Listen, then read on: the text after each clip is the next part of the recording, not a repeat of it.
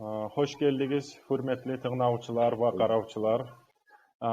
Бүгін хамис күн баяғылай біз адатқа göre етебіз біздің жанлы берілішлерімізді. Бүгін біз ойлаштық bir қонақны чақырмаға. Сіз алда ешітмегенсіздер деп ойлашаман. Біздің жахил артистна хақынан Наби Ахмедов оны аты. Хали bu saat мен onu hakkından айтacakman. Geçirek orusça okuyacakman biyografiyasın. Ondan sonra başlayacakız bizim verilişimizni. Bir saatin içinde biz lakır edecekbiz. Orus dilde ve gumuk dilde. Men gumukça sorular berermen. Ağnamayımsağız ақтараrsыз. Наби sizde olacaksız. Mağa meni toxtatıp, mağa etmağa orusça aytып koyğuz деп. Өзіңізде боласыз. Не тілде сөйлесеңізде біз таржыма етербіз, барды затны қарсы аламағыз. Bir дағы зат, bir сағаттың ішінде мен сұраулар беремен, соң ақырда тыңдағанлар сіз боласыз, өзіңіздің сұрауларыңызны бермеге.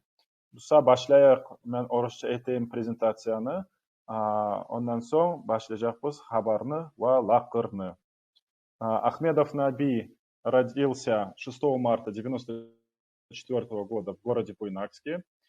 Прожил в Буйнакске 21 год, пока не переехал в Москву, где поступил в театральный институт имени Бориса Щукина. На мой взгляд, это считается самым топовым вузом в сфере такой подготовки кадров для артистов театра и кино. В 2019 году Наби закончил курс заслуженного артиста России Михаила Петровича Симакова. Для понимания, для наших зрителей, в Щуке существуют свои студии, которые ведут отдельные заслуженные артисты России и СССР, если это старые какая-то вот из той еще когорты артистов. И он у достаточно такого известного заслуженного артиста России закончил свой курс. Обычно это знак качества для артиста, иметь такую связь со своим наставником в учебном высшем заведении. После окончания данного учебного заведения он играл в антрепризном театре спектакле «Евгений Онегин», причем главную роль Онегина. Затем в 2020 году начал работать в МХАТе имени Горького. Я правильно произнес? Может быть, там МХТ нужно говорить? Нет, как раз МХАТ. Все, отлично, а то некоторые обижаются.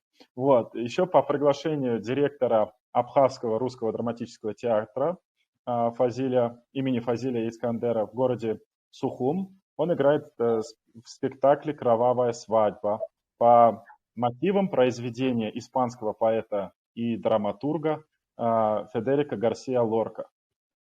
И все это происходит в городе Сухум в Абхазии. Видно то, что наш артист, наш герой путешествует не только по России, но еще и за рубежом и востребован в различных проектах.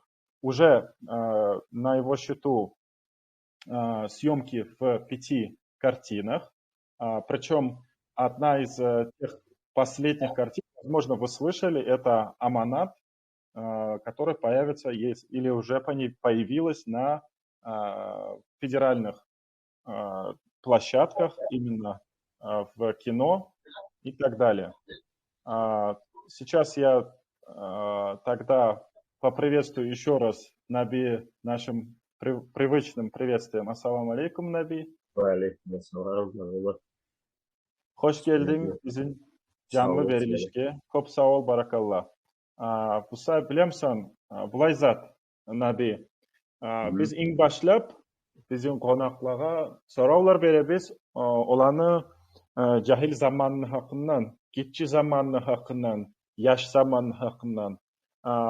Сен қайсы юртлысан өзің, қайсы яқта туғансан, нечік мактапта, школада оқығансан, не ердің біттіргенсен, лап жахил заманнағы бұлай есігіне бар воспоминаниялар, есігіне бар затланы Sen bizge de айтсаң, biz suyunacakpız dep oylaşaman.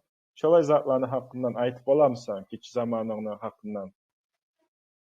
А, это Баламан. Ну, в общем, я, к своему сожалению, к стыду, не могу похвастаться таким комическим отказом. Не могу и попробую как-то более... Yaray. Да, Bajaran я kuyde aytıp koy. Bajaran kuyde. Ну, я родился в Буйнакске в 94 году, как ты уже сказал. А, Мать у меня из села Нижний Казанич, отец Чеботарский.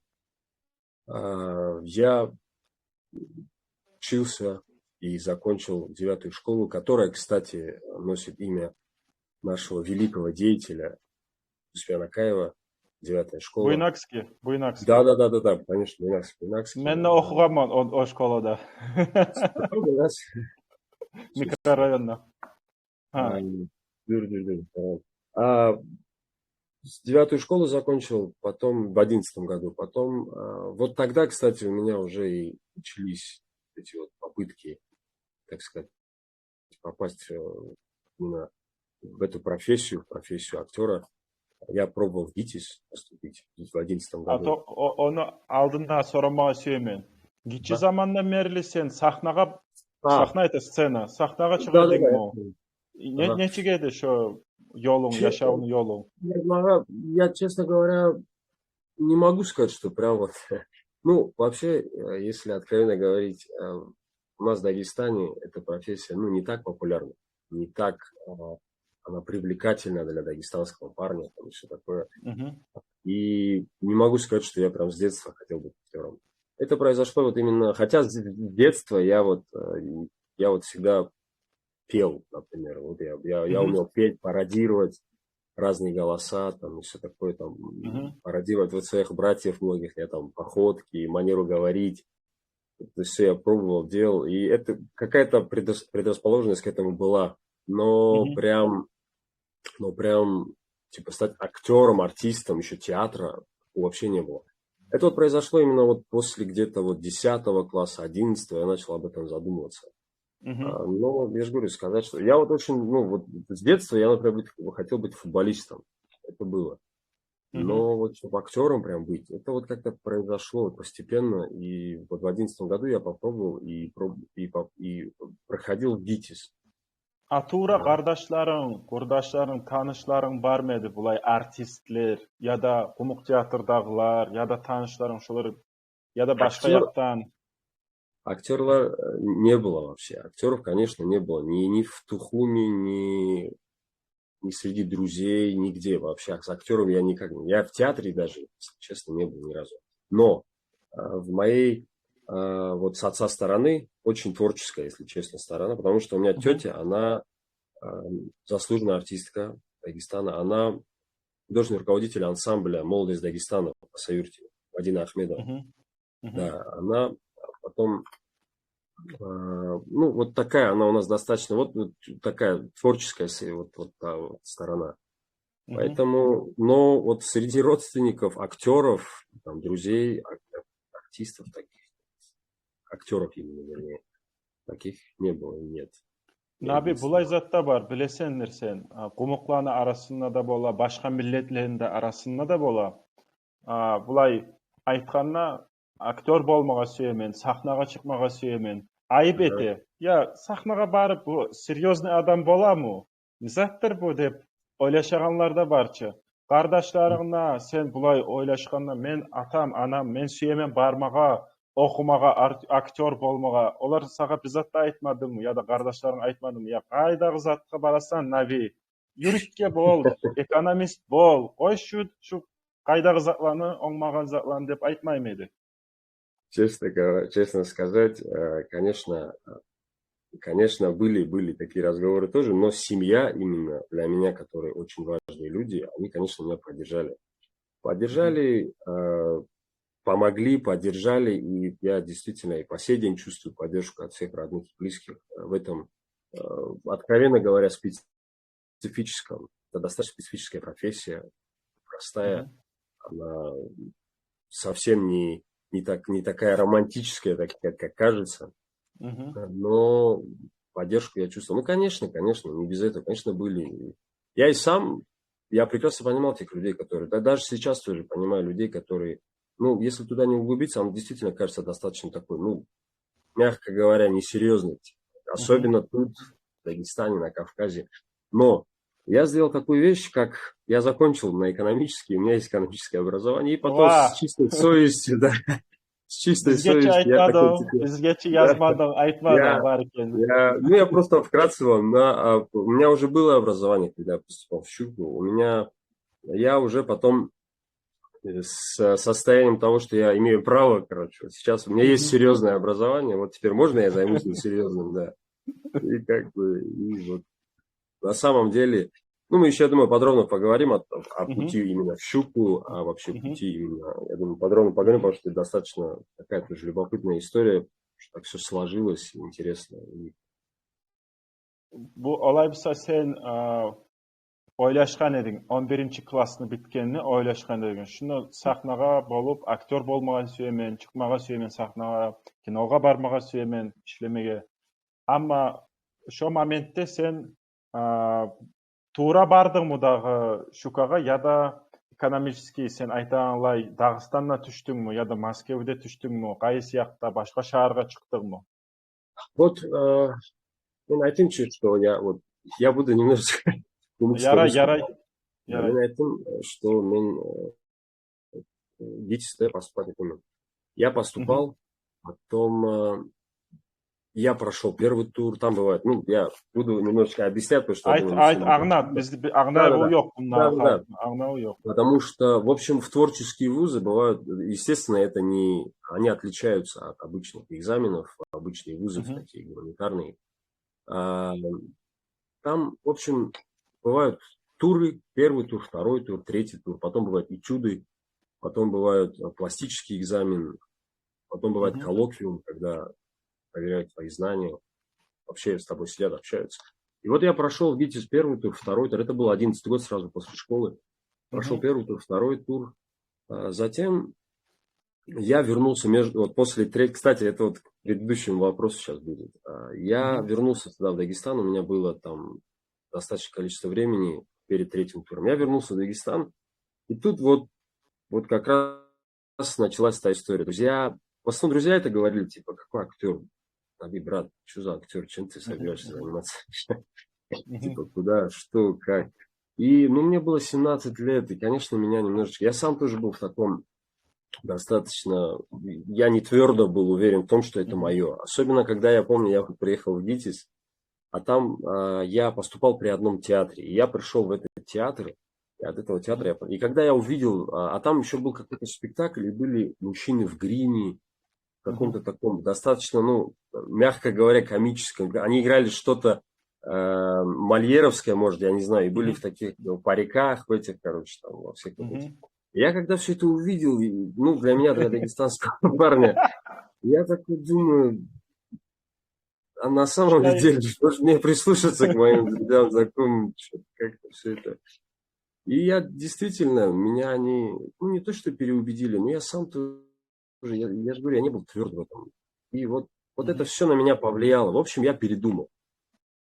Я позвонил туда, так сказать, в ГИТИС, человек, который остался, и я сказал, что я думал, я не буду Мгм. поступать. И вот так все закончилось. Но уже был почти август месяц. Куда-то надо было поступать. Я же не мог, ну как, куда-то надо поступать, даже не буду дома сидеть. Ну и тут вот появился в моей жизни, на самом деле, важный этап, очень важный. Появился Белгородский университет экономики, кооперации и права, который мы все знаем, находится на Махачкалинском шоссе. Раньше, сейчас, Мгм. по-моему, это Мгм. улица имени Гази Магомеда, да, по-моему, Dur, сейчас. dur, durust, Да, durust. да, да, да. Вот туда я, в общем, поступил, причем не в институт, а в колледж поступил сразу на второй курс на бухгалтера, закончил его, потом оттуда сразу на третий курс уже в институт, получается. Мгм. Ну и вот там Мгм. я провел действительно очень важные 4 года я учился. 4 года, где я вот окончательно пришел к тому, что все-таки сцена – это какая-то моя потребность. Что все-таки у меня что-то, да, получается. Я там, это тоже почему все? Потому что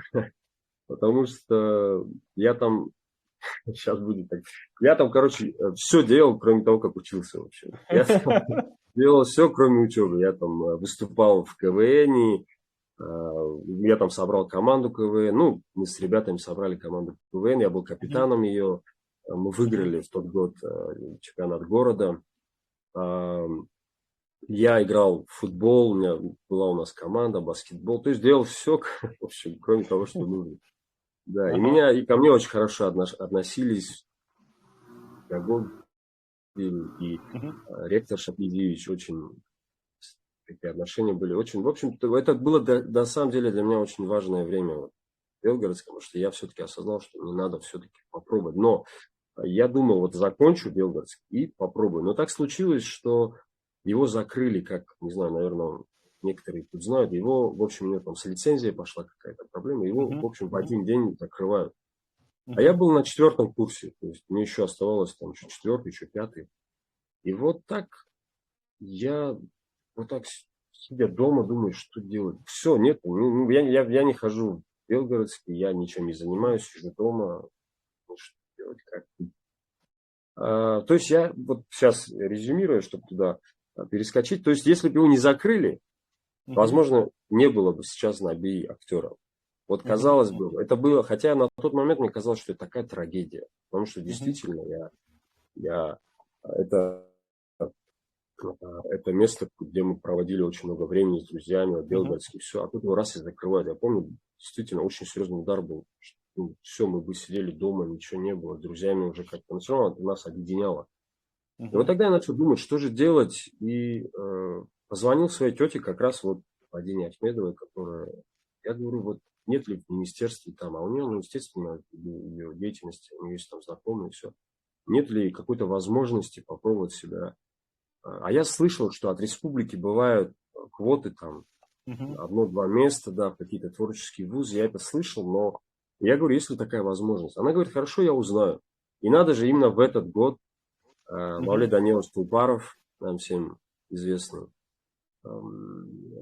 он набирает курс «Кумыкская студия», Щукинское училище. И все. И тут, конечно, моя жизнь после этого просто очень, просто с ног на голову все перевернулось, и моя жизнь абсолютно стала другой.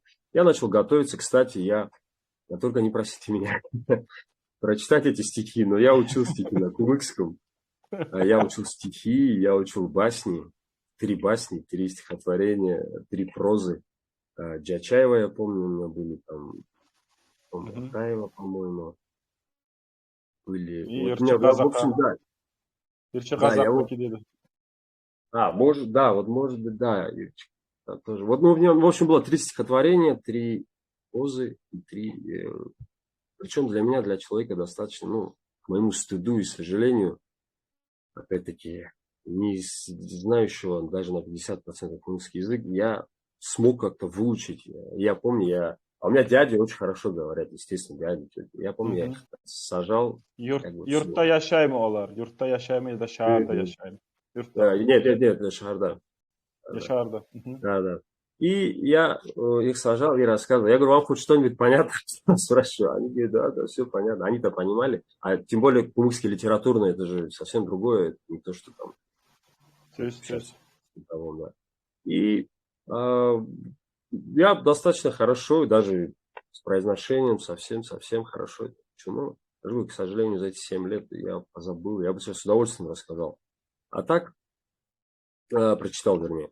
А так, Тулпаров меня смотрел, все. И потом переквалифицировали студию. Она сначала была кумыкская, только кумыкская. Но потом, опять-таки, возвращаясь к тому, что это не совсем привлекательное, так сказать, не совсем, не набиралось людей. Да. Именно нашу. Bizim millette Gumuklardan Tolukuyda grup olmaydı Gupnu. O sayalı başka milletlerden çakırgan edi adamlarını. O sayalı o Gumuk болмайды о группа. Нечик ат берди оғар. Нечик ат берди о группаға. Не деп айтты?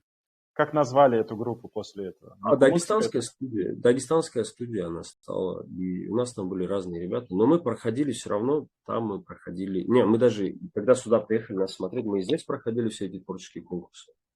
Потом нас набрали, в общем, человек 11. Не 11. 9-8 человек нас набрали из Дагестана. У нас был не просто дагестанский курс, то есть мы не были не одни, мы были смешанным курсом. У нас были и русские, и бурят, и еще. Ну, вот у нас такой смешанный. Это обычный был курс, просто мы еще были такой, немножечко дагестанцев были на этом курсе.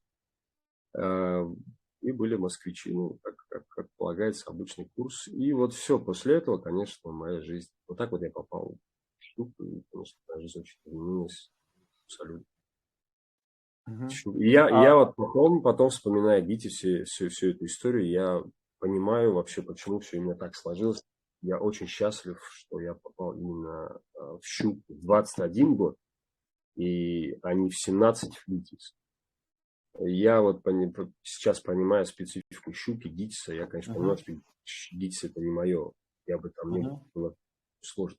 И при всем моем уважении к ГИТИСу, но это не мое, и мне было бы там сложно. Я очень рад, что я попал в 21, попал в ЩУП. В 17 это все равно очень большая разница. Даже 19 и 21 это огромная разница. Особенно, когда ты попадаешь в такой большой город, как Москва, когда ты попадаешь особенно в эту профессию. Она, как я уже говорил, специфическая, она непростая профессия, она там достаточно... Мне очень важно сохранять в себе вот эти вот, как бы это пафосно ни звучало, корни, сохранять в себе традиции. Вот это очень важно в этой профессии, на самом деле. Şonu hakkından soramağa da suygen edim. Bölüp koyayım. Bu professiya, aktörlük professiya türlü kuydiye şu bizim neçikte, bizim adatlara göre bir zatlara geri ura. Masal üçün aytayım, bizim adatlarda yok başka katını obuşup ya da upay etmege. Masal üçün aytayım. Sahnada sen oynaysan bir rolünü. Bir rolünü oynap, bu er bolup, bu qatın bolup, quçaqlamağa tarıq, masal üçün aytayım. Oylaşasan, yani şu, neçik upay eteyim ya da obeyim bu bir qatını, başka kızını, olay momentleri de var. O sayalı bizim halkımızda komik teatrga da barğanda olar bir-birleri de anap olmay. Ya bu sahnadağı adam halk rol oynay. Özler oynayan zat değil. Olar ayta edepsizlik dey bir zatlağa. Ya edepsizlik dep neger aytasız? Biz rolünü oynayыбыз, görsetebиz, şulay etmegiz dep halk. Şolay zatlar bilan neçik sen özüň oylaşıp zat etedin da neçik özüňnün içinde neçikde bu nравственный adap, stержень bilan neçik savladat etedin. Savladat dep ayıp bolbaymy? Umukça. Ну, ты же айтайым, вот, в общем, были, конечно, уже... У меня в кино было несколько проектов, где, читая сценарий, я понимал, что за это нельзя браться. А есть вещи, я все равно считаю, которые все равно...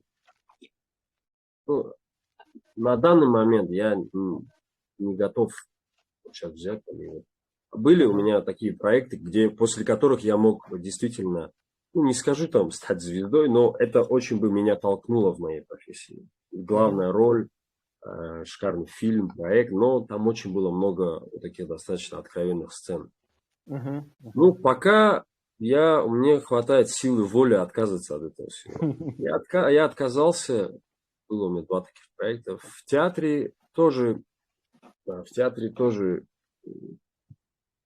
были такие моменты, но в театре хотя бы ты можешь, там, как сказать, в театре достаточно все равно, там вы репетируете очень долго, и все такое, там ты можешь с режиссером поговорить, там можно все это условно скрыть, все равно театр это огромное пространство, в кино все очень близко, там сложно, там, если вы там как как бы сказать, памятники там. Вы Ага. сложно скрыть поцелуй, там Да. достаточно все видно.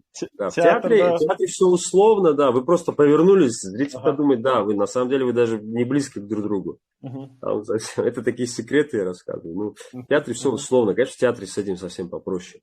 А Мгм. в кино, да, в кино, если вот написано так, сценарий, оно, значит, так и будет, открыто, снято. Поэтому вот с этим действительно есть. И на самом деле я могу сказать вам такую вещь, что это далеко не самое страшное, что как бы... э, Бұл интервьюге қараған едім. Александр Петров деген актер ага, бар. ага, О да, айтқан еді, бір шо сценаланы етегенне лап ушатмайман дей. мгм, Ерші көремен өзімне бұлай тілегенне етмеге, мен өзім дей, бұлай içim буша дей. мгм. Болмайман, етегенне бұлай. Вообще, сіз ойлашасызdır деп, шулай еңгіл зат деп. Ол еңгіл затты түгіл, бізде ушатмайбыз, тек бізге айта етігіз деп. Етебіз дағы. Башқа затлар сен айттың халі, башқа затлар дағды қолайсыз затлар бар. Не затлардыр қолайсыз дағды, ондан несі? Ну, например, выйти в откровенном виде, Мгм. в каком-то непристойном, в моем понимании. И Мгм. самое страшное, знаете, когда иногда можно что многое сделать, но если это оправдано, Мгм. если это оправдано, можно, но самое страшное, когда режиссер просто вот он тебе говорит, выйди в таком виде, и это ничем не оправдано, ничем не Мгм. объяснимо. И это выглядит, естественно, пошло. Мгм. Это выглядит пошло, на это невозможно смотреть. Это сразу, ну, это я такой маленький пример, конечно, я так не буду в подробности. Ну, это такой один из примеров. Выйти в каком-то вот таком вот. Мгм. А сейчас театр, откровенно говоря, вообще в России переживает достаточно сложные времена. Мгм. Это не времена там Толстоногова с Эфросом или еще чего-то. Это другие времена сейчас. И сейчас тоже есть прекрасные режиссеры, выдающиеся режиссеры. Но при этом при всем есть и, конечно... Причем они очень популярны все равно. Они очень Мгм. популярны, они ходят и все такое. Но при всем при этом не совсем, я могу признаться, не совсем я понимаю их какие-то иногда, такие, так сказать, выразиться, перформансы, которые они делают. Я не совсем Мгм. понимаю. Вот это, и я просто такой маленький пример вот с этим откровенным видом. Это маленький пример. Масал үшін сен бармас едің, бұл Виктюкну театрына işlemege. Кстати, представляете, после «Щуки», сейчас я вам, да, расскажу. После «Щуки» мы поступаем, вообще как происходит, ты выпускаешься, и ты показываешься в театре. Мгм. Ты показываешься в театры, и мы показались в 3 или в 4 театра. Вот Мгм. Калягину в ЭЦТРА показали, в «Современник» показались. Вот я в Амхат показался. И показались в Биктюку. Тогда еще Роман Григорьевич был жив. Мгм. Показались ему лично. Признаться, это самый лучший показ. Вот он действительно смотрел лучше всех. Он все отрывки от начала до конца посмотрел. Совсем очень внимательно, очень. И он выбрал меня и мою однокурсницу. Он сказал, вот вас Мгм. я беру. Я, честно, до этого я слышал только, но не был знаком с творчеством Романа Григорьевича. Я пришел потом на спектакли, я был на «Служанках» и на спектакле танцора Гуриева. Нуреев. Нуреев, да.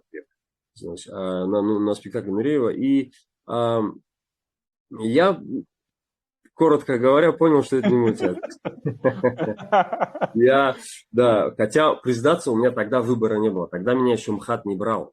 У меня Мгм. выбора только вот был Виктюк. Это была единственная. Чтобы вы понимали, я с курса, у нас было около 25 человек на курсе, я единственный, кто попал в Московский театр. Чтобы вы Мгм. понимали, насколько это на самом деле очень сложно. Поэтому каждый Мгм. хватается за каждую возможность. И Виктюка театр, конечно, было для меня просто возможность, это был единственный театр, который меня брал. К сожалению, показаться, даже не то, что тебя взяли, даже показаться сложно в театре. Ты там уговариваешь, договариваешься, там к тебе относятся так. Потому что актеров просто тысячи. Ежегодно выпускается 1000 актеров только с профильных вузов. Вот только с нашей пятерки, ну, золотой пятерки только, видите, там, ИК, МХАТ, Щепка и Щука, только из наших вузов выпускается около там 200-300 артистов. А театров мало, и максимум берут, это я только, в общем выпускается около 500-700 человек по всей России, все, естественно, хотят Москву. А набирают максимум человек 20-30 в год. Это тоже потолок. И поэтому для меня, конечно, Виктюк, это я очень об этом думал, потому что это была единственная возможность зацепиться в Москве. Конечно, хочется, а при этом, при всем, я большой патриот своей республики, большой патриот. Да. Я очень люблю свой город, вот прям очень сильно. Особенно, когда я попал в Москву, особенно первые годы я очень скучал по Буйнакску. Я думал, что как можно жить в этой Москве, в этой суете, в этом огромном городе, где ощущение, что она какая-то бездушная вообще, там вот нет никакой души, там нет никакой человечности. Ну, в общем, было очень тяжело. Я действительно первые полгода в Щуке, я каждый день просыпался с мыслью, что я здесь делаю вообще. Уйти. И, кстати, мои однокурсники, 2-3, они ушли, не выдержали. Ушли, и потом вот сейчас он мне признается, кстати, один из кумык тоже, он сейчас очень талантливый парень, он признается, что он считает одной из серьезных ошибок в своей жизни, что он тогда все-таки не выдержал и ушел. И я был одним из тех, кто тоже подумывал. Я прям просыпался каждый день, думал о том, что я здесь делаю. Я очень люблю свой город, я очень хочу к себе город, где все мне знакомо, где родные и близкие люди. И я очень рад, конечно, слава Всевышнему, что я вот как-то тогда вот так устоял, выстоял, не знаю. А дальше, конечно, все, после этих 6 месяцев у меня уже чуть пошла совсем другая жизнь. Наби, Виктюктің театрға барғамса, сен ишлемеге, баяғы сен айтқанлай Рудольф Нуреевні яшау имик болу қала жағы сені яшау. Неге тігілесе, қачып, Францияға қачып, онда қайтып болмай, ватанына қайтып болмай, сағынып, өзінің Уфа шаһарларны, ерлеріне, халқын сағынып, олай яшайды дағы. Шолай қиын бола жағы саға да келмеге бұл жаққа бағып, аңнамаса еді сені халық. Нет, честно сказать, я все равно считаю, куда бы ни попал, от человека зависит все равно. Я все равно от человека зависит. Очень важно, есть вот какие-то ключевые вещи, как, например, тот же намаз, да. Есть ключевые вещи, которые я считаю, намаз, пост, это должно быть просто, ты должен сознательно себе говорить, даже когда тебе очень тяжело, что ты должен за это держаться. Даже в первую очередь для себя. Потому что это у тебя есть ориентир, у тебя есть плотный фундамент, на котором ты... Я просто даже по своим однокурсникам видел, у которых не было этого фундамента. Они очень быстро сходили с пути. Либо с алкоголем проблемы начинались, либо еще с чем-то, либо еще с чем, либо просто воли к чему-то не хватало. И это такие вот, я для себя сразу ставил эти, как я попал в Щук, я увидел вот это, там же все, это же, я же говорю, опять-таки, специфическая профессия, она основана на какой-то свободе, вот, что он такой вот активист свободный, он должен быть, у него не должно быть границ, у него не должно быть, он такой весь. Я вот это увидел и сразу как-то вот прям взялся 2 руками за те вещи, которые были со мной до Москвы. И я вот, чтобы они были со мной в Москве, и если там, в общем, на протяжении всей жизни. Поэтому я считаю, все равно от человека тоже очень, куда бы он ни попал, от человека все равно очень много зависит. Бұлай үстінліктер қазанған, атқазанған актер бар.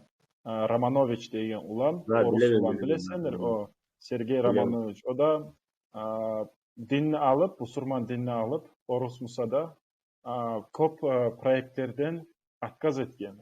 Мен болмай жақман шу проекттерде тұрмаға, мен намаз етмеге тарықман, мен бұлай затын етмеге тарықман, адапланы үйретмеге тарықман мұсылман дінні. Әлі сағыда бұлай сұрау, сен ішлегенне саға бұлай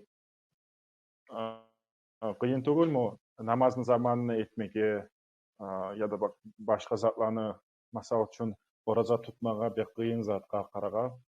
Сау күнін ұзағын ашамай репетицияларды етіп, көңілден біліп барды затны işlep, ondan sonra akşam bola sizin teatrınız, akşam vakti aşamaylı uzak zaman bolup kala geçe aşkaysan yalnız bir kereň.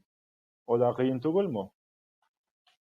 Честно сказать, конечно, вы, честно скажу, вы, конечно. Особенно, когда вокруг никто не держит, вокруг, ну, нашего поста, если мы. Но то чувство, когда ты все равно, то чувство, которое тебя сопровождает на протяжении поста, она, конечно, все это перекрывает. И я считаю, что просто это важно для любого человека. А я для себя решил, что для меня это особенно важно, находясь в этой среде. Я, клянусь, я заметил, что как в том состоянии, когда я пощусь, как у меня эффективно работает организм и мозг, у меня в обычном состоянии он так не работает. У меня очень много было спектаклей, когда я играл в состоянии поста, когда я репетировал в состоянии поста. Я не знаю, как это работает. Но ты работаешь на каких-то других вообще возможностях, на каких-то других вообще, как будто открывается какое-то вообще то дыхание, которое ты в обычном состоянии ты не можешь его, оно недоступно для тебя. А по поводу, конечно, во время, если у меня идет спектакль, и в это время прозвучал, конечно, я, либо после, если то. Но, опять-таки, вот, например, в театре меня уже узнали, меня знают хорошо, знают, что я... Все знают, меня очень уважают в этом смысле. Если, например, хотя я им всегда говорю, обращайте на меня внимание, ешьте там или еще чего-то на то время поста. Но многие все равно меня спрашивают, можно ли перед тобой есть там и все такое. Я говорю, да, конечно. Мне тоже не хочется людей немножечко. Я говорю, да, что за глупости, говорю. Конечно, у вас, говорю. Хотя у них тоже свой пост, и многие мои коллеги его соблюдают.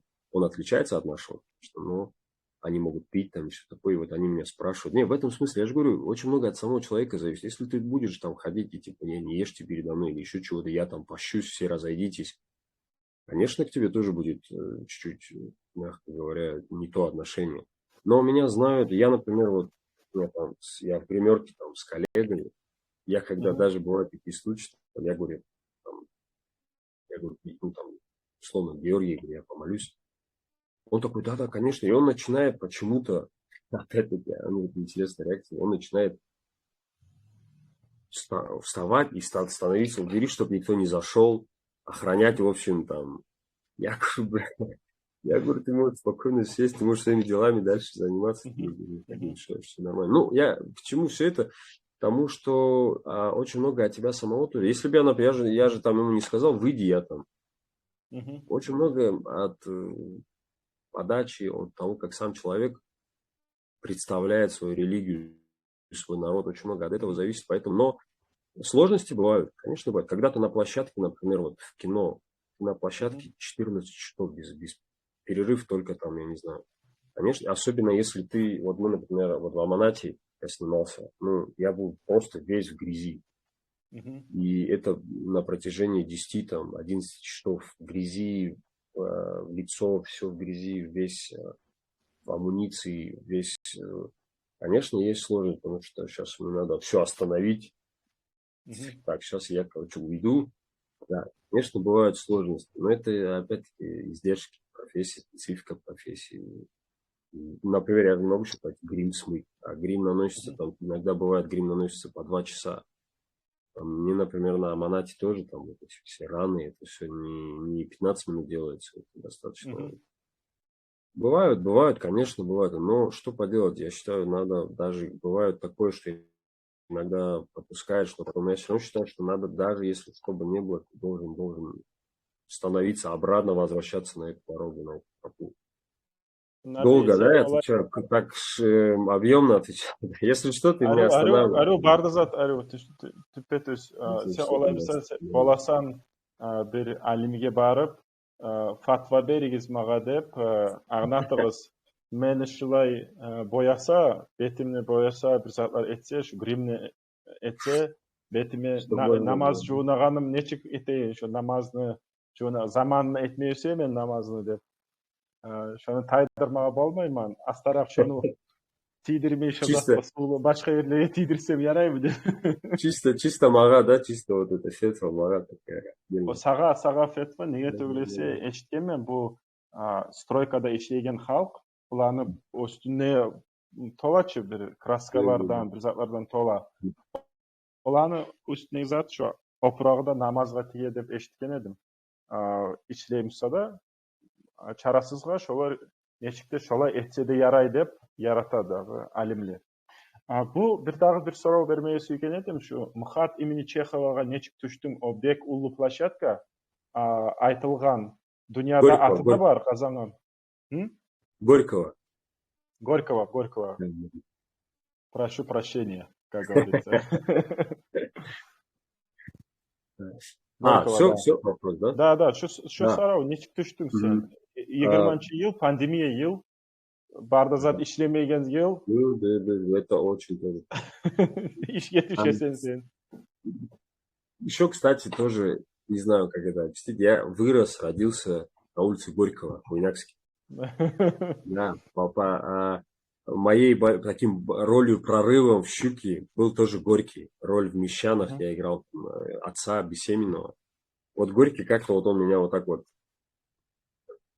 сопровождает. А еще где-то у меня были с ним пересечения. Кстати, наш тоже театр русский драматический в Махачкале тоже носит имя Максима Горького. И есть, как немногие знают, есть МХАТ Чехова, есть МХАТ Горького. Я вот попал в Горького. Честно говоря, тоже очень большая череда случайностей, вот таких каких-то событий, как я туда попал.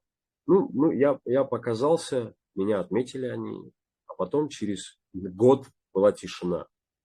В пандемию театр не работал, а там пришел новое руководство, им нужна была новая кровь.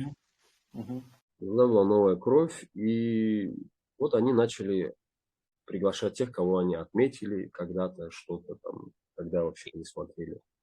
И вот так мне позвонили, сказали: Наби, если вам еще интересно. А за это время, да, я вот работал в антрепризе, я там меньше поездил с антрепризой по стране, очень много, на самом деле, посмотрел городов в большой стране, поездил с Онегиным, играл Онегина, и это тоже был, на самом деле, очень важный, большой опыт для меня. Но, конечно, я все равно понимал, что вот это вот, так сказать, больше к цирковому театру, когда вы постоянно кочуете, там, постоянно играете где-то, это, конечно, не мое. Конечно, хотелось. Ну, и, конечно, хотелось какой-то большой, огромного уровня театр с историей, со всеми делами. И, ну, честно, если бы мне кто-нибудь сказал, там, в 2018, там, или даже там, до 2020 года, кто-то скажет, что я буду артистом МХАТ имени Горького, я бы, наверное, подумал, ну, человек, наверное, может, температура у него, или что, может, мягко говоря, может, с ним что-то не так. Конечно, я не мог представить, что я попаду в такой театр. Хотя вера какая-то во что-то большое была, конечно. Вот меня пригласили, я пришел, там было у нас человек 30, из них 24 парня, и только 6 или 5 девочек было, остальные парни были. И вот нас отбирали 5 дней. На самом деле это очень отличалось от обычных проб в театре. Обычно, я же говорю, ты приходишь, показываешь отрывок, и тебя... А, кстати, очень большую роль тоже сыграло то, что я, в общем, закончил «Щуку» на красный диплом. Я закончил на красный диплом, у нас с курса было 2 или 3 человека, кто закончил на красный диплом. Это тоже, конечно, очень сыграло свою роль, когда вот уже коллоквиум был, мне вот начали, вот у вас красный диплом, то есть это уже говорит о том, что вы не просто там, рядовой ученик великой школы, Вахтанговской школы Щукинской. И вот это тоже очень сыграло свою роль, когда меня отбирали. Ну, в общем, из тех 30 человек нас отбирали 5 дней. Отобрали нас 6. Вот так я попал в МХАТ. Первый сезон был достаточно сложный. Конечно, это все отличается, очень сильно отличается от «Щуки», от вообще института, где тебя взращивают, где тебя лелеют, где в тебя вкладывают, где с тобой сюсюкаются, так выражаясь, где тебя любят, гладят, что ты такой хороший, талантливый, все такое. Все, в театре все заканчивается. В театре из тебя только вытаскивают. Из тебя вытаскивают, тебе никто ничего не объясняет, тебе говорят: так, ты вот здесь стоишь, ну, а дальше уже сам думаешь, что ты там делаешь. Все, вот как бы. Көңілден білмеге онша көп текстлені қиын түгіл ме? Кстати, это самый распространенный вопрос, который мне задают вообще, самый часто задаваемый вопрос. Нет, уже нет. Раньше это было, сейчас, наверное, это самое последнее, о чем задумаешься, когда тебе предлагают роль. Вообще об этом. Вот, например, вот в Абхазию, когда меня пригласили на главную роль, а там все, там очень много стихов и в прозе, и в стихах. У меня было буквально 4 или 3 дня. Ну, честно, я вообще последнее думал за текст. У кого-то есть проблемы, может, с этим, но у меня более-менее... Я просто умею зубрить. Это большое отличие. Многие артисты, актеры, это, конечно, у каждого свое. Многие артисты на ногах только могут выучить текст, они могут на ногах, то есть репетируя. Я могу сидеть дома и спокойно выучить текст. При этом потом, если нужно режиссеру менять интонации или еще чего-то, менять там, мизансцены, а многим прям надо на ногах учить. Поэтому у меня с этим особо проблем нет. И, пока еще молод, пока еще проблем нет. Надеюсь, и дальше не будет. Но, опять-таки, я понимаю, для многих людей выучить что-то для обычного человека, это, конечно, для них просто там какой-то ужас. Не, для нас это сейчас. Хотя всякое бывает. Бывает такое, что ты можешь играть там 3 года один спектакль, и в один день у тебя просто белый лист может. Ты тут стоишь, и все, ты его не вспомнишь. Вот сейчас хоть убей ты его. А сейчас суфлеров нет, как во времена Станиславского или там еще раньше. А сейчас они есть тоже, но у них сейчас другая функция вообще уже. Они там они не сидят в суфлерской будке на сцене и там не подсказывают текст. Я открою секрет, раньше текст не учили. Артисты раньше текст не учили, им все говорил суфлер. Потом это все после Станиславский вот именно вот эту реформу, вот, в том числе и эту реформу тоже привнес, и артисты стали запоминать тексты и играть, так сказать. Поэтому иногда бывают разные случаи. Ты можешь просто белый лист, хотя ты играешь эту роль уже 1000 лет. Но тоже ввиду опыта, либо еще чего-то, ты как-то вот выкручиваешься. Как-то так. Олай білсе сені бұлай көңіліне оқымаға, білмеге, шылай нечікте мердешің болан, сен боласан Құран кітапны алып, хафиз болмаға кележекте дағы. Құран кітапны хафизом Корана можешь стать, в принципе. Да. Если честно, конечно, там язык не свой, к сожалению, это не родной язык. Поэтому, конечно, это будет не то же самое, что сесть и там и роль Онегина выучить. Потому что все равно это то, что тебе с рождения вкладывается. Хотя, конечно, это одна из целей тоже. Хафизом, наверное, навряд ли уже, но хотя бы язык, мне кажется, надо... читать хотя бы надо. Нечікте сен көңіліне біле жексен деп ойлашама, саған қиын болмас деп ойлашама. Это да, это, наверное, да. Хотя у меня были уже, на самом деле, давно и песни были, и роли были, где я не на своем языке. Кстати, в Аманате, у меня там даже есть фраза, у меня были итальянский язык, французский. То есть, когда тебе, вот если у меня текст, мне его несложно выучить. Конечно, кстати, от себя там сказать, конечно, не смогу, но есть текст, его несложно выучить на любом языке. Текст там, и сказать его как-то с нужной интонацией, это несложно. Для меня можно на любом языке. Бұлай, сен ойлашам көйде лапта қиын роль нечік еді, не роль еді?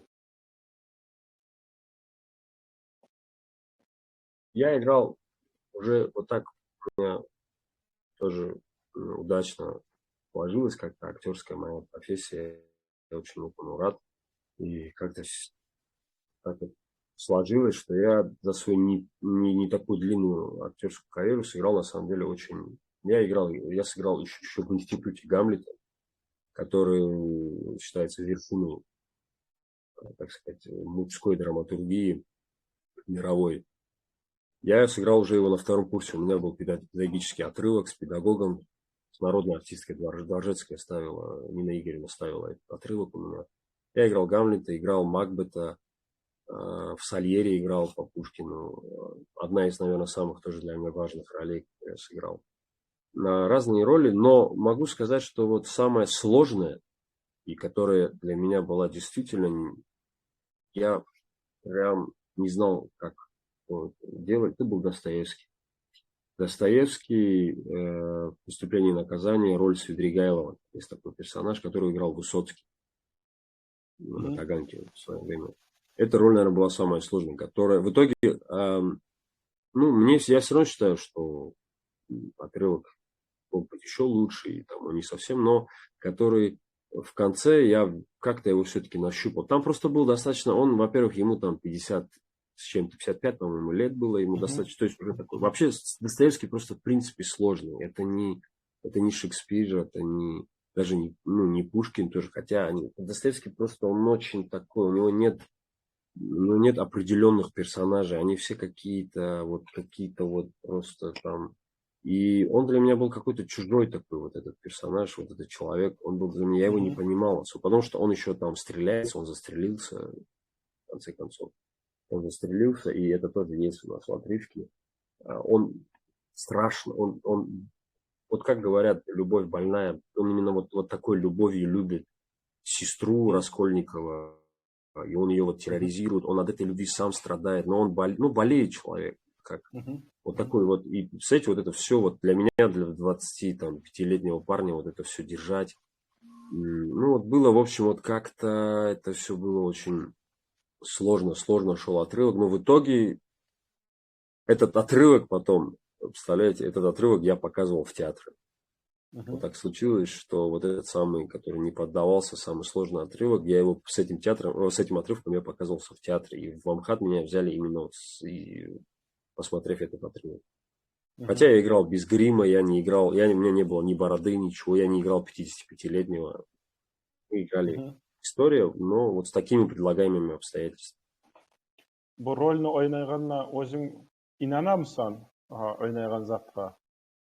Va bo'lib turgan zatga inanib etemsan? Shu Stanislavskiyni sistemasına göre adamlar masal üçün qarab aldağı bulay aytığı var edi Stanislavskiyni.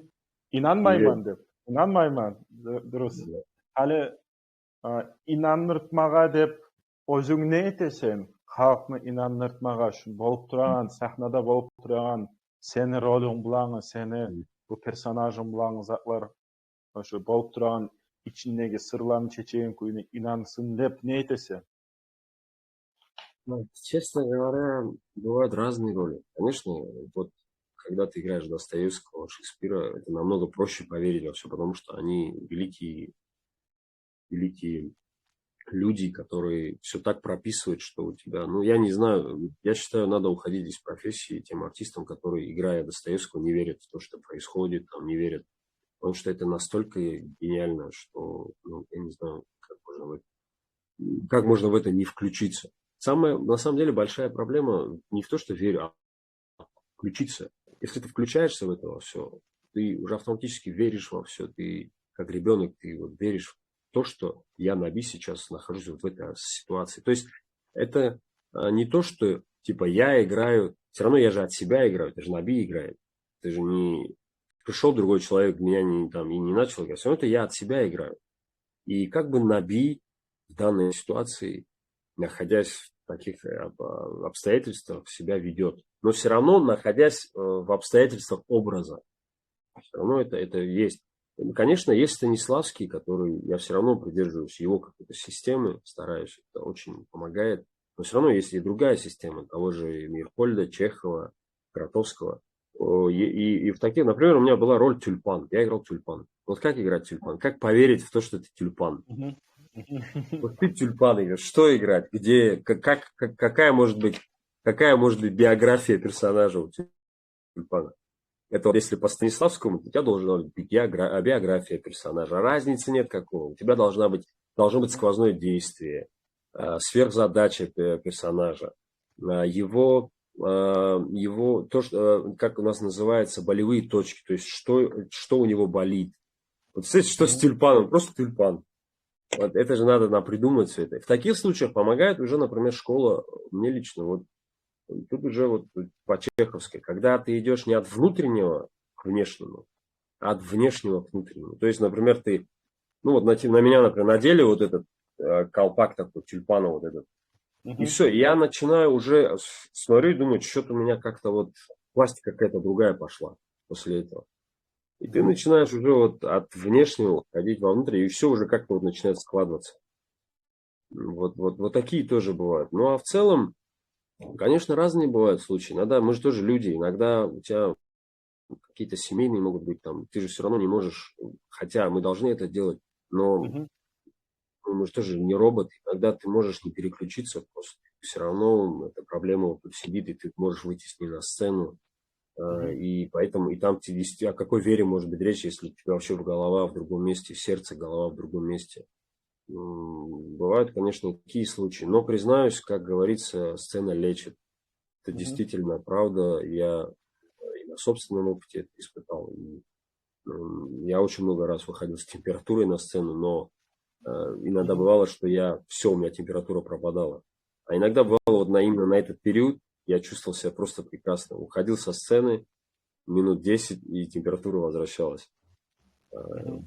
Поэтому вот если... Ну и еще, конечно, нельзя списывать. Ну, опять-таки, мы люди, и техника тоже существует, которая нас иногда спасает.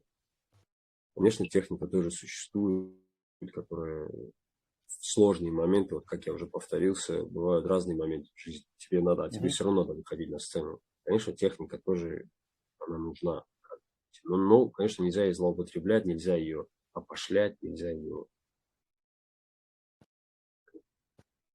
А, Hali bu saat başına tura ikinci bölügübüz bizim berilişini.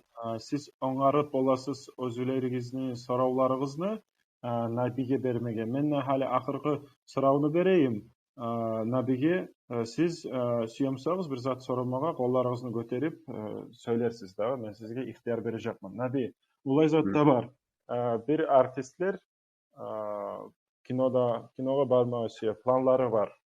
Kinoga barıp şulay bizim hukumatdagy federal darajada bilimli bolmaga süýe. Soňra barıp başga paçalykka Oskar almaga süýe. Seni şolay umutlaryň barmy? Neçik umutlaryň bar? Kanski festivalini almaga süýemseň, Oskarny almaga süýemseň, Palma Vivetler, neçikde gaýda, Ну, какая да, цель, для muradың? начала хотелось бы, ну, если уже говорить ну, так сказать, о, о материальных таких этих, конечно, бы хотелось сначала взять золотую маску. Это высшая театральная награда в нашей стране для актера. Это, ну, за лучшую мужскую роль золотую маску, конечно, хотелось. Потом хотелось бы золотого орла. Это уже по части кино в России. Ну, понятное дело, Оскар. Ну, это, конечно, нужно быть реалистом, но при всем при этом, мне кажется, возможно все. И если бы, я же говорю, если бы мне кто-нибудь сказал, что я буду артистом ХАТа в 2014-2012 году, что я вообще буду в этой Мгм. профессии, что я доберусь до... Знаете, сколько людей мне даже в «Щуке» говорило о том, что надо тебе возвращаться домой, здесь делать нечего. Все равно Мгм. же у нас это...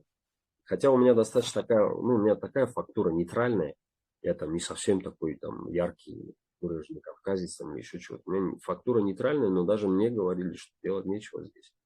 Здесь все забито, здесь потом еще акцент, все равно он у меня до сих пор присутствует, до сих Мгм. пор есть. Мгм. У меня никуда мелодика, кстати, кумыкская, вот это вот Мгм. у меня она присутствует все равно. И Над ней работаешь ты, чтобы ее элиминировать на сцене? я, признаться, Замат, иногда наоборот я делаю так, чтобы она у меня была. Потому что я не хочу разговаривать манерно. И Мгм. я могу от нее избавиться, если это не так сложно. Если начать говорить немножко, ну, добавить какой-то манерности московской, так сказать. Там, это есть в московской мелодике, это присущая манерность. Эм, Ты все равно, я иногда, наоборот, себя возвращаю вот сюда, так сказать. Да. Но на сцене я не знаю, что происходит, как это Мгм. работает. Мне мои коллеги тоже говорят в театре. Мы, говорит, у тебя в жизни, говорит, есть акцент, но на сцене у тебя его нет. Я не знаю, как это работает. Это вот, я не могу это объяснить. Была У нас интересная случайно айтайын бір болған былай затны. Аскерхан деген құрдашым бар, о да Буйнаксктан, біздің шаардан, Құмықулан, Қалымбек ауылы. Бұл ішлей, аскер болып ішлей, Мурам деген шаарда. Бұнда келген енді Дағыстанға өзі офицер, бұнда келіп солдатланы алып, ояққа барып ішлемеге, оланы срочный службаға алып кетер. Как покупатель. Да. Eşitken sendir. Bizim buna söyle, assalamu alaikum, nechiksen asker falan деген, biz toxtağımız onunla общаться ederiz. Vokzalın aldına, anişte. Bizim buna söyle. Sonra bir moment telefon söylemeye başladı. Zeng urdu, telefon, bu trubka ala. Здравия желаю, деп bir söyleyip iberdi, bir Orus akcent falan. Ya asker sen misin sen? Bu saat sen söyleydin bizim ulan. У меня тоже есть клиенты. Ondan başladı. Şöyle bol kala değil. Вот, да, не объяснили, это не объяснили. Да, я очень... Я когда здесь в Дагестане мы снимались, я ехал с актрисой, которая играет со мной, мы с ней летели в одном самолете. И мы с ней, естественно, познакомились за это время, все. И мы вместе прилетели, нас встретили, мы вместе ехали еще на площадку. И пока мы ехали, там уже дагестанские ребята назначили окружать. Потом мы приехали, и она говорит, ты знаешь, я вот за тобой слежу и заметила, что 3 трансформации твоей. Первое, говорит, это в самолете, говорит, ты мне, показался вообще таким, говорит, Потом, говорит, мы сюда приехали, говорит, ты, говорит, стал, говорит, просто, говорит, вот какой-то дагестанец, говорит, прям такой, прям дагестанец. А потом, говорит, когда мы опять приехали на площадку, ты стал какой-то вот... Опять, это я не могу, это не специально происходит, это вот как-то... А на сцене вообще непонятно происходит. Вот мне, друзья, я же говорю, коллеги говорят, это, говорит, вообще непонятно происходит. А ты, говорит, в жизни не слышишь, говорит, мелодику, все, на сцене ее нет. Поэтому, не знаю. Но работать, на самом деле, можно над этим всем. Бұлай сұрау бар бізде. Заира Арсаналиева сұрай. Кеш яқшы болсын. Наби, құмық спектакль ойнама сүйем сағыз деп сұрай. Смотря какую... Все хорошо для опыта, конечно, хотел бы попробовать. Ну и смотря какую роль, конечно. Олай болса, Скандарбек ағай бұлан сөйлешмей тарық. Bir рөлді бергіз маға, бір кичірек рөлді келіп. Абхазияға барамын мен ішлемеге. Онда да бала рөл. Қайта тұрағында, қайта уақытты Дағыстанға да келіп, бір рөл ойнап, Москваға барып қайтайым деп айтмай ярай, да? Да, не, я, честно говоря, опять-таки, смотря какая роль, что иногда, честно сказать, такие роли бывают, когда вообще не важно ни гонорар, ни условия, ничего не важно. Лишь бы попробовать такую роль. Да, бывают такие вот. Бердағы сұрау. Казим Ибаев сұрай. Қайсы киноларда сниматься етен әби? Шоны киноларына қарама сүйедім. Бердағы адам шолай шоғар ювуқ сұрау бере. Бұлай сұрау.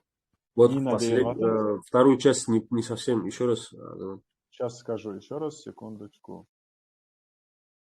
Bu ayta qaysi kinolarda sниматься ете, Наби? Şonu киноларына қарама сүйген едім дейді. С тобой фильмы. Да, это я понял, да, вот вторую часть. Вот. Вторую часть, халі қошаман, халі бірдағы сұрауны.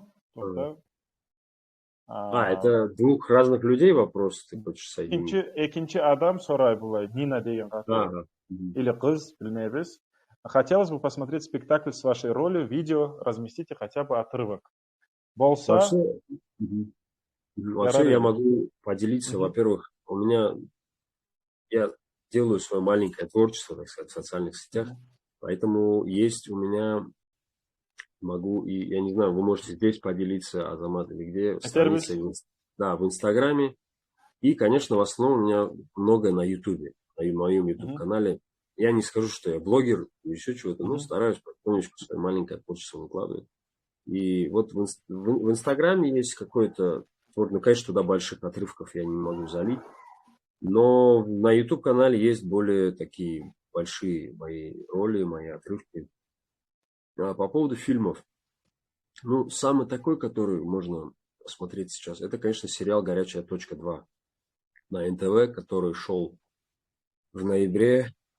Ну, я не буду рассказывать сюжет, там еще чего-то. Но вот и там с 1 по 9 серию меня можно, особенно там с Как 4. раз вдогонку Ислам Хызриев спрашивает, будет ли Наби сниматься в третьей части этого фильма «Горячая точка 2» Да, сериала. кто-то смотрел, но многие люди на самом деле, конечно, и в том числе из Буйнакска, из Дагестана после этого сериала написали, интересовались. Но, честно, я без понятия, там без понятия вообще, будет ли вообще третий сезон. Потому что, хотя и первый, и второй, он очень был успешным сезоном. Там огромное количество просмотров. Я поэтому думаю, что все-таки третий сезон будет. Но мой персонаж, я пока без понятия вообще. Хотя продюсеры и сценаристы творят чудеса, и там разное происходит в сценарии, поэтому ничего не исключаю, надеюсь, что-то будет, но определенно не могу ответить. По поводу вот предыдущего вопроса, ну вот «Горячая точка 2», сериал, который можно посмотреть, его можно просто на ютубе вбить, там ходят серии, и вот с 1 по 9 я есть. Потом сейчас выйдет на экраны во всех кинотеатрах, 26 мая выйдет фильм «Аманат», который мы снимали здесь, в Тунибе. Там тоже меня можно увидеть, но там там не совсем такая прям огромная роль, но она достаточно важная, должна быть крупная роль. А вот там меня можно увидеть. Потом, опять-таки, на моем YouTube-канале есть мой короткометражный фильм, одна из моих первых работ. «Варшавская мелодия». Мы снимали с режиссерами Вика. Это была питерская работа, но она такая тоже обаятельная получилась. Там можно меня посмотреть. Потом сейчас скоро, надеюсь, в июне выйдет наш совместный проект, который я очень жду, который я очень ценю эту всю работу. Это с режиссером Мухтаром Ахтибековым, с Ибрагимом Ахтибековым. Я думаю, многие здесь знакомы с ними, которых я очень уважаю. Вот совместно с ними у нас есть проект, который тоже короткий метр. Он, надеюсь, выйдет в июне. Думаю, это будет любопытно, тоже очень интересно. Такая необычная история. Я думаю, она многим и близка. И вот она тоже выйдет в июне. Ну, то есть это все, что так сказать, в производстве. Ну, вот это вот «Аманат», и это в производстве. А «Горячую точку», «Варшавскую мелодию» на моем YouTube-канале можно посмотреть. Сериал можно на YouTube просто посмотреть. И еще, ну, я вот как раз с Мухтаром, вообще моя первая роль была это короткий метр «Мистер Башневский». Там тоже я в самом конце там немного появляюсь. У меня вот 6 или 5 проектов уже. И, ну, сейчас еще есть что-то, ну, пока еще даже не в производстве, мы что-то начинаем. Но вот пока вот 4-5 работ вот мои можно посмотреть. Bu yaş Asretov Jalil деген yaş. Да, Seni да, bilan да. birçe okuganmı? O Да, да, da ne millettir? Ne millettir да. yaş? Я вот не миллиметр, если честно, я... Какой национальности? Тоже тюрк? Национальность, все, я не расслышал.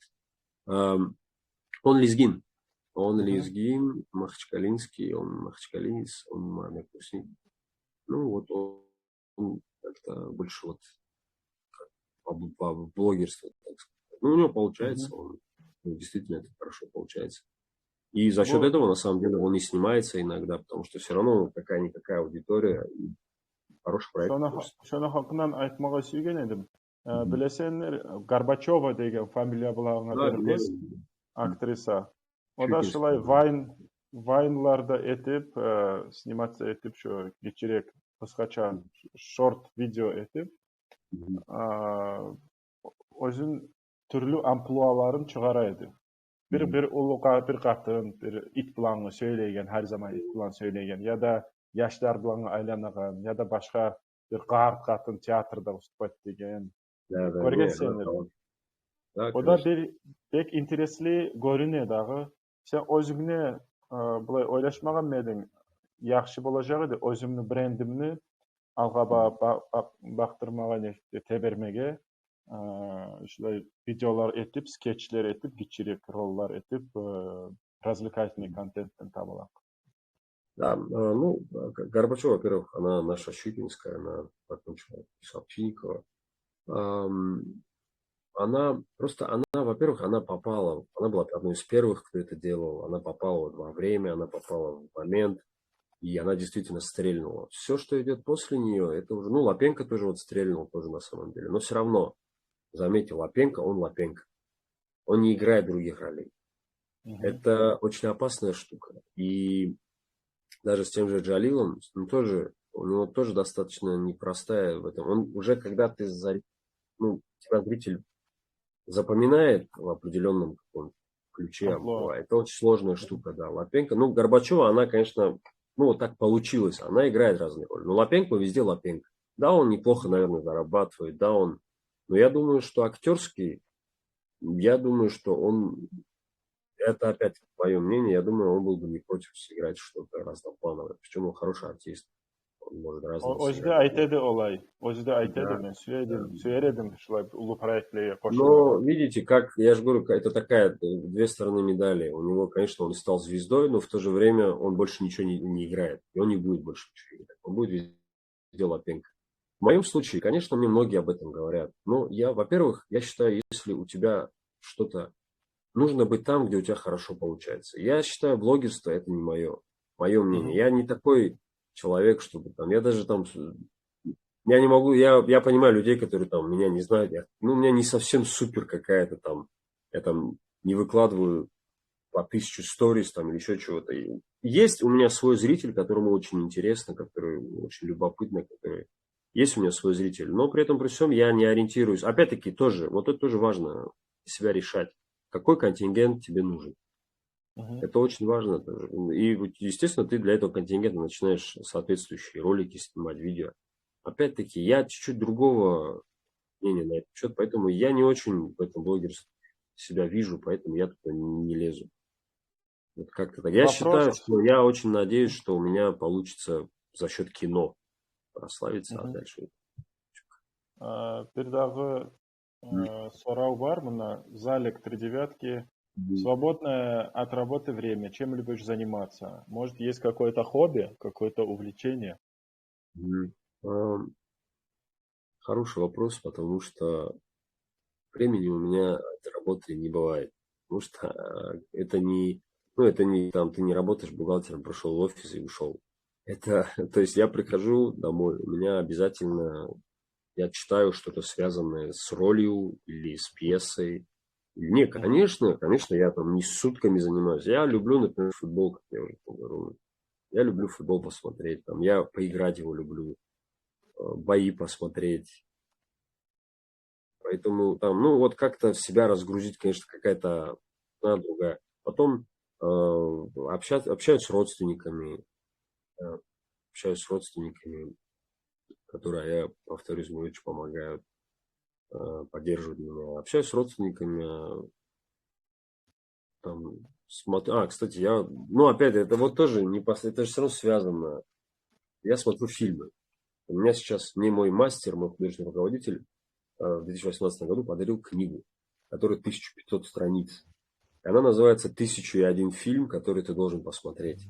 Я вот постепенно, да, я вот смотрю прям с братьев Люмьер, которые в 895 году сняли первый вообще, что-либо первое на камеру. И вот с тех пор я смотрю каждый фильм. Я вот сейчас дошел до 39 года, 1939. И на Мгм. самом деле я могу сказать, что я столько накопал для своей профессии. Это у нас же, я же говорю, такая профессия, где ничего не бывает лишним. Это все закладывается, это все накапливается тебе в актерскую твою копилку, там образы, то это ты постоянно что-то наблюдаешь, ты постоянно где-то ищешь, ты постоянно где-то. Поэтому в этом и, наверное, и прелесть профессии, и в то же время ее какая-то циничность. Ты постоянно где-то ты что-то наблюдаешь, ты постоянно в ней, постоянно ты что-то для себя туда закидываешь, в свою вот эту вот копилку. Поэтому, но, повторюсь, как и любой человек, тоже вот там футбол посмотреть, там поиграть его, еще что-то, поговорить с Былай, родственниками. былай зат бар. Читать. Китаплар оқисың. Да, да, конечно. Яратушылық, ұмықша деген сөзді білемісің? Bilemsin. Ага, сейчас сложности Yaratuvchilik. пошли. Tvorчество. Да, да. Tvorчество, Мгм, yaratuvchilik, былай zat бар. Ошо yaratuvchi adamlar biraz мгм, тамаша adamlar bo'ladi.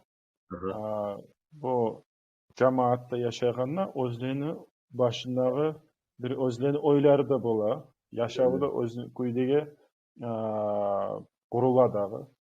Men bilmayman seni u yaxlig'ing bormi yo'qmi, ammo shu yaratuvchi odamlar shular bilan qiyin bola bu artistlarni olsam, u yoqda o'ris artistlarni, ular aytadi, ya birde manga ahamiyat da bermagan, shu rollar bilan turgan, shu kitoblar bilan turgan, ya da shu fiziklarniki bo'la, matematiklarniki bo'la, мгм. artistlarniki bo'la. Sen de şolay adamsan, sen de nechuk o'ylashasan? Конечно, мне кажется, этот вопрос надо больше окружающим задать. Или меня окружают люди, да. Но я могу сказать, мне кажется, нет. Мне кажется, я не такой. Я с любым... у меня разный вообще круг общения, если честно. И со всеми вроде я так. У меня нету там... Опять-таки, это тоже... Вот в нашей профессии очень много есть показного. Люди вот играют в это. Я такой артист, я там, вот у меня... Mhm, Я весь, вот у меня сейчас нет... Ну, это вот какая-то вот такая... Например, вот Леонов, который, я считаю, один из великих наших русских актеров, Евгений Леонов, он, говорят, в жизни был очень тихий, очень, ну, мягко говоря, нелюдимый человек, очень такой закрытый. Вот кто его увидит вот так в жизни, никогда бы не подумали, что это огромный mhm, артист. Также Евстигнеев, также Вицин. Вицин, вообще, говорят, был mhm, очень, во-первых, сложный человек, да, он был сложный, но сложный не потому, что он такой весь артист, а сложный вот как-то по-человечески, вот, ну, вот такой замкнутый. Всё. При этом я считаю, что я думаю, ну, таких загонов всяких, вот, типа, я такой вот, у меня творческая депрессия, и я сейчас такой весь, короче, меня не Qo'shmaga трогает. seni sen so'zlagan bu Burunov degan Да, kishini Беленов, chaqirgan yes. edi. Yuriy Dud degan Мгм, bir мгм. o'g'lan bloger. И bular bu söylaganda bir tomosha bo'ldi. Barda odam nega to'lasa Burunov bu har zaman odamlarni kulatigan odam o'zini Эх, yashovini bek tomosha ya da pashmon bir kishi bo'lib chiqdi. Nega tugulasa bu aytdi anamni o'ldi, anamdan yaxshi zot yo'q edi dunyoda deb sholay so'zlari da bor edi. O sayol aytaman da har kim o'zini kuyine bo'ladag'i. Bir dag'i мгм. so'rov bor bunda Kazim Да-да. Ibayev degan ulardan Andrey ya da Arseniy Tarkovskiyni studiyasi bormi Moskvada? Tomosha so'rov. Опять-таки, да, я Bilamsan. пельмени, но если этот человек может со мной связаться, я могу узнать для него, он может со мной связаться, я попробую для него узнать. Студия, просто какая студия именно нужна? Наверное, я не знаю, киностудияdır. Я тоже, да, не Ular совсем понимаю, да, может какие-то курсы или что, я не совсем. Ну, как я знаю, вот такой прям общей известной нету, но я думаю, что-то, потому что это великие наши люди, и я думаю, что-то Мгм. связанное с ним есть. А, какая роль запомнилась больше всего? Вопрос от Наиры Хазриевой. Больше всего Больше всего запомнилась роль, ну, смотря где, ну, если, наверное, в театр, потому что у меня больше опыт в театре, конечно. Мгм. Кстати, театр и кино, чтобы понимали, это разные виды спорта вообще. Это разные вообще миры просто. И очень Мгм. сложно. Многие актеры так и не могут перестроиться. Многие актеры так, Мгм. великие актеры есть театральные, которые не стали вообще никем в кино, потому что также наоборот. Например, в Хош. Голливуде они все Мгм. почти, которых тот же Ди Каприо, они вообще не сыграют в кино, в Мгм. театре. Практически не сыграют ничто. Мгм. Что это разные. И очень немного есть артистов, которые действительно очень сильные. Вот, ну, как, кстати, Леонов один из таких, который в театре был вообще безупречен. И Евстигнеев тоже. И в Мгм. кино. По поводу этого вопроса, ну, наверное, Сальери и Макбет. Сальери, потому что это была вообще наша самостоятельная работа с моим однокурсником. Это Мгм. была наша с ним совместная самостоятельная работа, за которую у нас в «Щуке» бывают самостоятельные показы, когда студент может взять все, что он хочет, и сыграть. И нам ставят оценки за отрывок. Самое страшное, что может быть, это занавес. когда говорят спасибо занавес, это просто, это иди забирай документы, короче, это страшно. В нашем курсе такого не было ни разу, но, например, недавно я ходил в ЩУП на одном только показе, а показов бывает 4 за 4 года. На одном только показе у них было 5 занавесов. Это такой удар для студента, это очень тяжелая вещь. Ну, потому что иногда бывает, что студент, ну, естественно, молодой, неопытный, и тут раз ты выходишь, играешь Шекспира на первом курсе, ты вообще можешь туда уйти. И педагоги тебя, чтобы ты не произошла, так сказать, не пошло, чтобы тебе вреда не нанести, они остановят это все. Ну, конечно, это плохой признак, когда занавес, это очень страшно. Потом бывает поощрение, это типа четверки, типа там. И самая высшая награда это плюс. И вот за Сальери я получил плюс. Причем Сальери играется практически каждый год. Моцарт и Сальери, это по Пушкину, Моцарт, Сальери. И он играется каждый год, но ни разу, как мой мастер мне говорил, ни разу плюс не получали. Конечно, для меня, для парня из Дагестана, я был просто в шоке, когда мне сказали, что я... Потому что там же, это же великий текст Пушкина, этот великий монолог Сальери. Для меня, дагестанского парня, который до этого никогда не соприкасался с такими вещами, даже в театре я не был никогда, конечно, для меня было просто взрывом, когда мне сказали, что особенно за... А там есть своя мелодика, там есть рифма очень сложная, которые даже большие. Тут вот опять сыграло вот то, что когда ты включаешься, когда ты, вот как ты говорил, веришь в происходящее, там уже никакая техника, там выключается все, ты все делаешь, при этом при всем ты все делаешь правильно, потому что ты в деле, ты сосредоточен, ты включен, ты в действии, ты здесь и сейчас. В общем, это Сальери. Ну, Магди. Ну, про него. Здесь bir сорау бар. Марат Магомедов бал тақтайды и Раиса. Боласыз микрофонларыңызды яғып, сорауларыңызды бермей. Марат, сізден баштайық. Микрофоныңызды яғыз, сорауны беріңіз. Сейчас посмотрим, они случайно нажали на кнопку или же действительно хотели задать вопрос устно. Да, очень интересно, конечно. Марат или Раиса? Уялмағыз, сұрағыз. Потому что они давно и уже не вышли из трансляции. Не, они здесь, они бізге тығынап тұра, я білмеймін, біреулер ұлылар бола, микрофон яғып бажарма, я да білмей баса. Если что, можно написать, в принципе. Если не получается, просто включить там микрофон или что. Bu İngiliz tilde rollerin var mıydı? Какой стиль? Английский. На английском языке. İngiliz tilde. Интересно. Bizde Dağıstan'da айтacak английский tilde деп. Английский tilde. По-буйнацкой технике. Были роли, прям не были прям чтобы роли, но какие-то монологи, песни, конечно, я читал уже и исполнял. Но роли прям не было. Потому что, хотя у меня был однажды, мой агент мне писал, был проект в Лондоне, но мне нужно было там за 2-3 недели выучить. В общем, не прям выучить английский, но какой-то уровень должен быть. Я просто, я еще работал параллельно, у меня не получилось. Хотя были, то есть, проекты играть английского кого-то, но...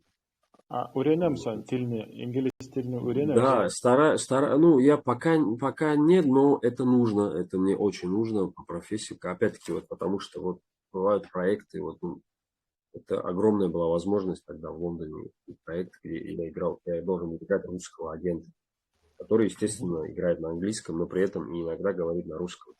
Это была прекрасная возможность, но я ее упустил, потому что я не знал английский. И сейчас тоже его не знаю, так, чтобы так сыграть что-то.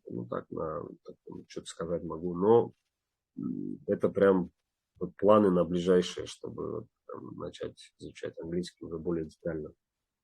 Nabi bir daha bir zatını aytayım, özümle oylarımını. Hali Ramazan ayda bitti. Göremiz nechikte bizim aramızda, qarayman bizim Qumqlani arasında ve başka milletlerin arasında jahil yaşlar, qizlar hali bar dinge құллық етеген. Әлі сен не дүрсен шолай, нече адам машалла деп айтып оламан, не төйлесе намазына қоймай, о Москва яқларда бұл оразанда қоймай, қиыңына біреу де жоқ. Мен не Москвада яшайман, онына тұраман, hukumat işte işleymen аңлайман сені саған нечік тынч түгіл бұл жолында тұтмаға барда затлан етмей мынначы қырға шықсаң кафеге барып я да ресторанға барсаң я да орамна мешіт бар бір жерлерде намаз етмей ер бар жуылмаға ер бар одан болса қиын болады дағы бұлай затлар. Нечеғда яқшы мен ойлашам көйдеге шу Рамазан айда бітіп, әлі Шаввал айда башланны, оразаларда тұта адамлар дағда 6 күн. Сенне көрсетесем бізге бір ұлы үлгіні. Адам, инсан, яңыз өзіні профессионал яқтанна түгіл бұлай, яңыз ояқтанна түгіл нечікте әлі аңнытайым тоқта. Не только со стороны профессиональной своей деятельности человек состоялся. Вот и ты как бы в начале своего пути, я не скажу, да, там как бы, что это предел твоих достижений. Это еще много чего предстоит пройти, и пускай Аллах тебе даст эти возможности. Но еще ты не забываешь то, что у тебя есть духовная сторона и свои принципы, и еще есть привязка к своей идентичности, к кавказской идентичности, кумыкской идентичности. И это радует то, что ты не растерял себя в этом, как говорится, мире, в этом, как сказать, за пределами своего региона, места проживания исторического, да, где человеку зачастую сложно бывает следовать своим, как говорится, принципам и следовать своей религии. И вот сейчас мы уже подходим так к концу нашего эфира по регламенту.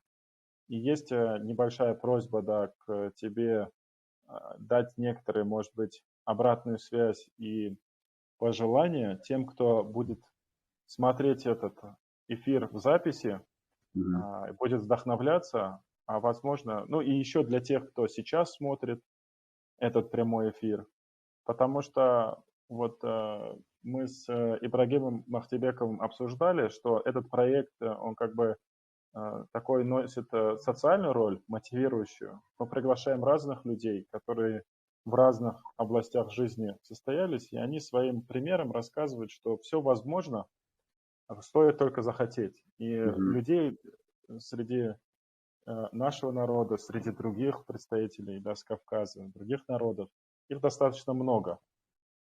Часто мы их не замечаем, не знаем про них, поэтому и мы даем такую вот площадку. Хочется, чтобы ты сказал пару слов в завершение, да, о твоих мыслях. Вот, ты говорил то, что тебя кто-то останавливал, но ты шел почему-то ты шел вперед, почему-то ты двигался к своей цели. Возможно, ты дашь какой-то еще совет для молодых ребят, которые только начинают, или о тех, кто вообще не задумывался об этой профессии.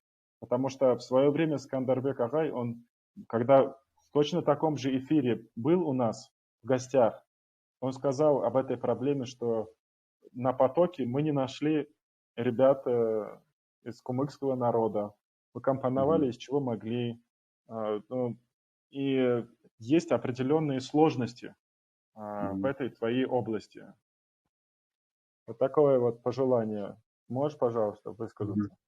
Ну, во-первых, Азамат Баракова, за эти слова мне очень приятно. Что могу сказать?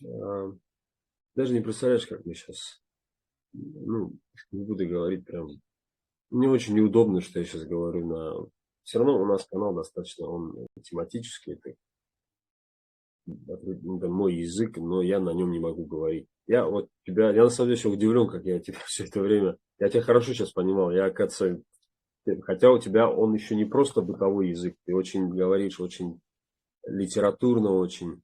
Но я удивлен, как я тебя понимаю. Оказывается, я хорошо его понимаю. Но говорить, к сожалению, я вот так вот, я могу так разговаривать, но и мне очень неудобно. Ты даже не представляешь, как мне неудобно сейчас. Я хочу сказать, что берегите язык, берегите. Ну, кто мы без языка своего? Кто мы вообще? Вот кто я, например, если я откажусь от своей идентичности? Я русским не стану. Я не хочу им становиться. Нет, я россиянин, я в России вырос, все, я родился, я люблю свою родину. Но при этом, при всем, я там москвичом или там, если я там в Крым поеду, крымчанином, я не стану. Я понял, и вначале, кстати, я могу сказать об этом грешке, он был такой, немножечко ассимилироваться, типа надо вот, чтобы там не было вот этого. А потом, кстати, очень был такой человек, который мне очень вот наставил прямо в этом смысле. Потом я понял, что это же моя фишка, это мой плюс, это мой козырь. Как раз, особенно в этой профессии, таких как я, немного. То есть у меня есть определенные факторы, у меня есть какая-то тот жизненный, та среда, в которой я вырос, это же все я этим наполнен, и кто я без этого? Если я начну от этого отказываться, если я начну от этого уходить, что во мне останется? Другим я, имеется в виду, вот я же говорю, там, москвичом, как я поговорил, я не стану. И поэтому, вот, кстати, вопрос от того, что там избавляться, конечно, опять-таки, если у меня на сцене с этим нет проблем, зачем мне избавляться от родной своей мелодики, которая у меня есть? Поэтому кто мы без языка? И без языка проходит. На самом деле, если уже это сейчас огромная проблема. Вот я даже заметил в этот Ураза Байрам. Я 6 лет не был на Байрам здесь. Вот сейчас я был на Байраме. Дети уже не говорят на родном языке. Они просто говорят с праздником. Это же катастрофа. Мы теряем вообще все. И я не только про кумыкский язык в том числе я, конечно. На самом деле мы ведь все, ни для кого не секрет, что раньше все говорили на кумыкском языке на территории Дагестана. У меня до сих пор есть старшие товарищи других национальностей, которые знают кумыкский прекрасно. Но при этом, причем сейчас кумыки, многие, и я, к сожалению, к стыду своему, я в том числе, я не говорю на кумыкском. Как я буду учить своих детей? Вот и сегодня спасибо вам тоже за это, конечно, за то, что вы вообще поднимаете эту тему, за то, что это же очень важно. Кто мы без вот своей идентичности, без своей индивидуальности? Мы все будем, все тогда мы станем как роботы, одинаковые. Все станут там, и все, безличными. Как вот просто. Поэтому это огромная проблема. Я же говорю, вот сейчас дети приходили, они все говорят с праздником. Я не против, естественно, я очень люблю свою родину, я горжусь всем, что есть в ней, там еще чего-то, но при этом, при всем, это проблема. Я считаю, что мы должны знать свой язык. Вот сейчас мне даже интересно, я не углублялся, но мне интересно, ходит ли вообще в кумыкский театр.